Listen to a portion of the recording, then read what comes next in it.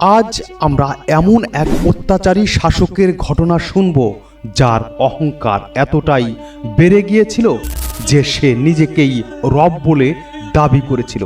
সে বলল, যদি আকাশে কোনো ইলাহ থাকে তার বিরুদ্ধে যুদ্ধ ঘোষণা করব।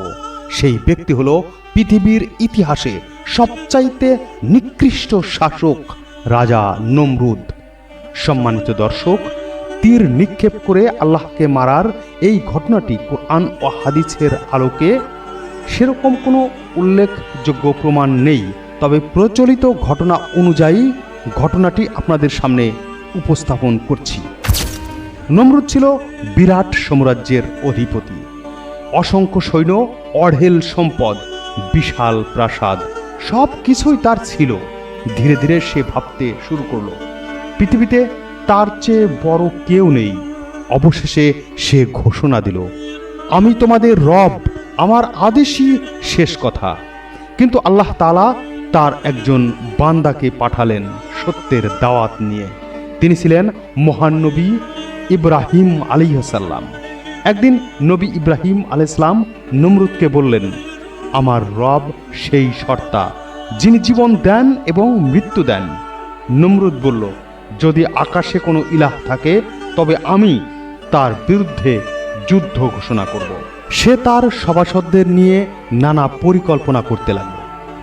আকাশে পৌঁছানোর চেষ্টা। নমরুদের সঙ্গে সৈন্য সামন্ত সব ছিল। কুরআন বা সহিহ হাদিসে এ বিষয়ে কোনো উল্লেখ নেই, তবে প্রচলিত ঐতিহাসিক ঘটনাগুলো বলা হয়।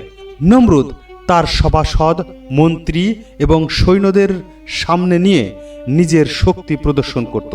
কিন্তু আকাশে তীর নিক্ষেপের সময় ঠিক কতজন সৈন্য ছিল, কে সঙ্গে ছিল, কারা ছিল, এর নির্ভর কোনো প্রমাণ নেই। নমরুদ কিভাবে আকাশে উঠেছিল এ বিষয়ে সহিহ কোনো হাদিসও নেই, তবে প্রচলিত বর্ণনা অনুযায়ী 3টি মত পাওয়া যায়। নমরুদ বিশাল এক মিনার তৈরি করল।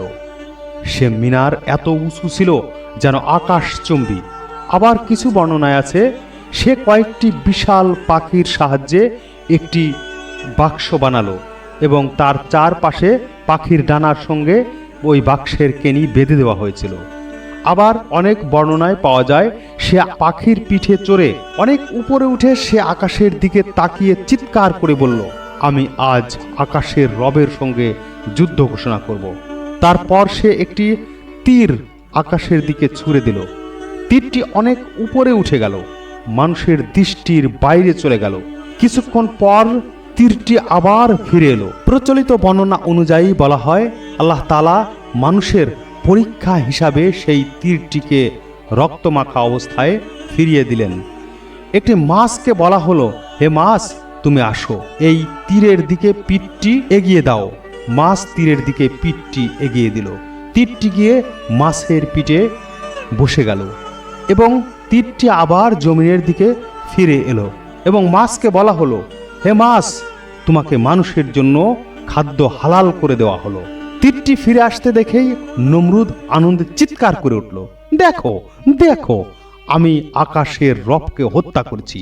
লোকেরা বিস্মিত হয়ে গেল যে তীরের আগায় রক্ত, তাহলে সত্যি মনে হয় ইব্রাহিমের সৃষ্টিকর্তাকে নিহত করেছে।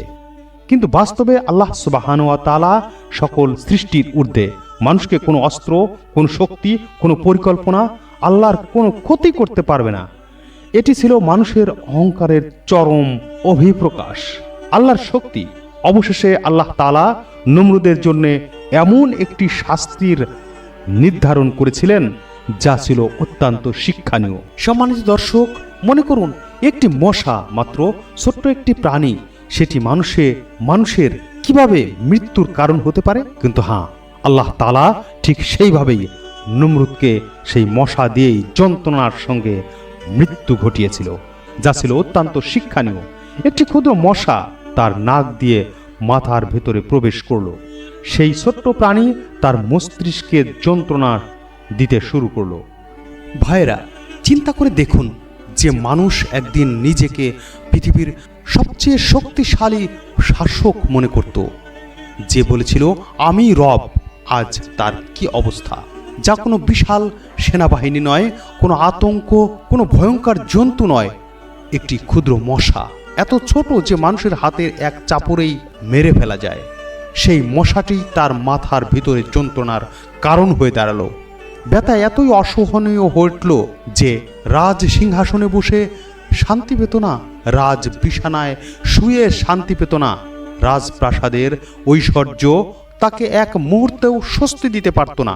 বলা হয় যন্ত্রণা সে ছটফট করত, তার মাথা চেপে ধরত, চিৎকার করত। তার চিৎকারের চোটে আশেপাশের লোকদের ঘুম হতো না। তারা ঔষধ দিতে চেষ্টা করলো, কিন্তু কাজ হলো না। তারপর এক অদ্ভুত বিষয় লক্ষ্য করা গেল। যখন তার মাথায় আঘাত লাগলো তখন সে একটু স্বস্তি পেল। তখন অল্প সময়ের জন্য যেন ব্যথা কিছুটা কমও হলো। সেই সামান্য স্বস্তির আশায় সে তার মাথায় দাস দাসীদের দিয়ে আঘাত করতে শুরু করলো। সে বলল, আমার মাথায় আঘাত করো, আঘাত করলেই আমি যে একটু শান্তি পাই। কল্পনা করুন সেই দৃশ্য, চিন্তা করুন যে শাসকের সামনে সবাই মাথা নত করত।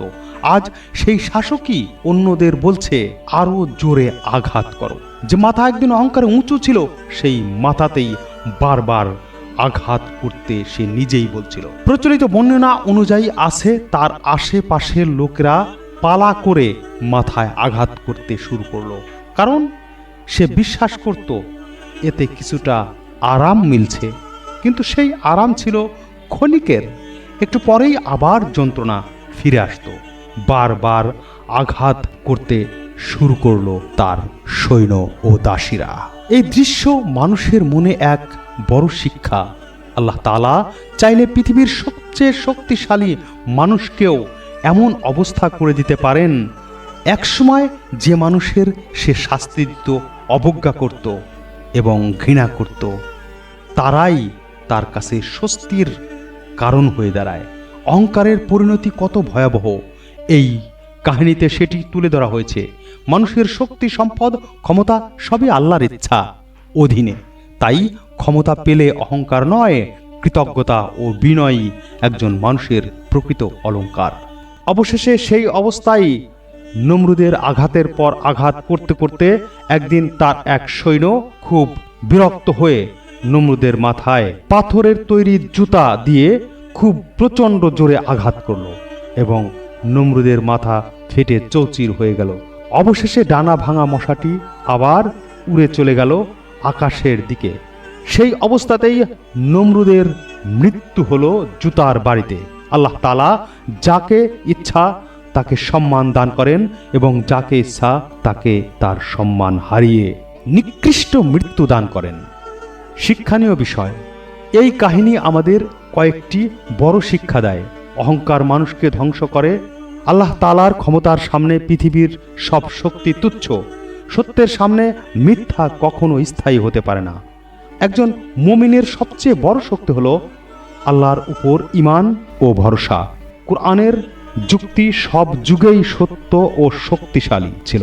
সম্মানিত দর্শক, আজ এ পর্যন্তই, বিদায় নিচ্ছি, তবে একেবারে নয়, আরেকটি ভিডিও নিয়ে ফিরব আপনাদের সামনে।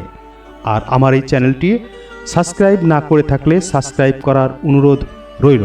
আসসালামু আলাইকুম ওয়া রাহমাতুল্লাহ।